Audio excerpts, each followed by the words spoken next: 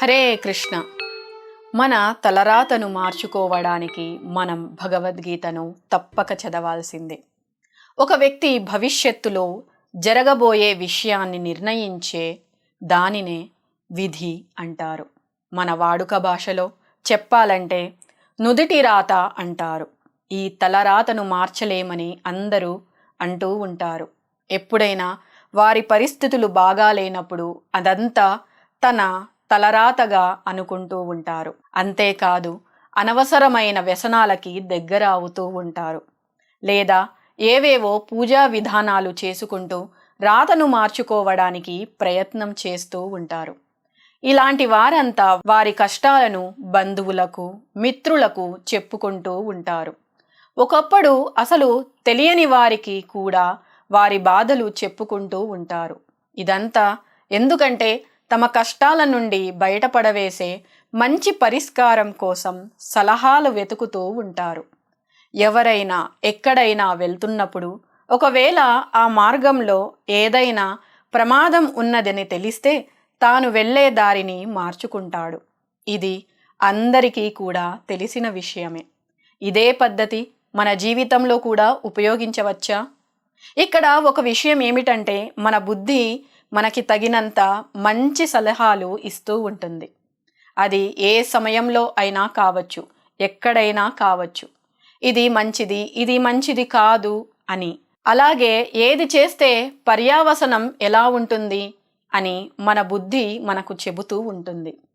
ఇదంతా మన మనస్సు ప్రభావం వల్ల కలుగుతూ ఉంటుంది. ఈ విషయం ఎవరికీ తెలియదు. ఎవరికైనా తన మనసే వారికి పతనం చెందడానికి కారణమవుతుంది. అలాంటప్పుడు మన బుద్ధి చెప్పిన మార్గాన్ని మనం పాటిస్తే నిజంగానే పతనం నుండి తప్పకుండా బయటపడతాము. ప్రపంచవ్యాప్తంగా అందరికీ అన్ని కష్టాలకు కారణాలు వారి మనసు ద్వారా కలిగే ఇంద్రియ భోగ వాంఛలే. అంటే మనం మన మనస్సు చెప్పినట్లు వింటూ మన విధిని మనమే తయారు చేసుకుంటూ ఉంటాము.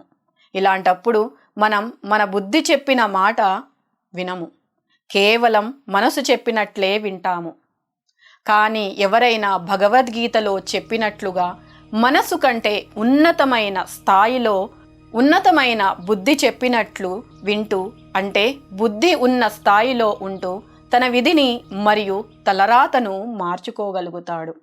అంటే భగవద్గీతలో చెప్పబడుతున్నట్లుగా 5 అంశాలలో, అంటే జీవుడు, ప్రకృతి, కాలము, కర్మ అనే అంశాలలో మొదటి 4 అంశాలు మనం మార్చుకోలేనివి, అంటే శాశ్వతమైనవి. కానీ చివరిది అయిన కర్మను మనం మార్చుకోవచ్చు అని అర్థమవుతున్నది. అంటే ఈ కర్మ లేదా మన తలరాత అనేది ఏదో శిలాశాసనం కాదు. విధి లేదా తలరాత భగవద్గీత ఉపదేశాల ద్వారా మార్చుకోగలిగినటువంటి విషయమే. ఈ విషయం మనమందరం అర్థం చేసుకోవాలి. ఈ పరమ రహస్యం మనకు ఇచ్చే ధైర్యం ఏమిటంటే ఎవరైనా తమ విధిని మార్చుకోగలుగుతాడు. భగవద్గీత 10వ అధ్యాయం 10వ శ్లోకంలో కృష్ణ భగవానుడు భగవంతుణ్ణి చేరుకోగలిగే బుద్ధిని గురించి మాట్లాడుతున్నారు. తేషాం సతతయుక్తానాం భజతాం ప్రీతిపూర్వకం దదామి బుద్ధియోగంతం ఏన మాం ఉపయాంతి తే.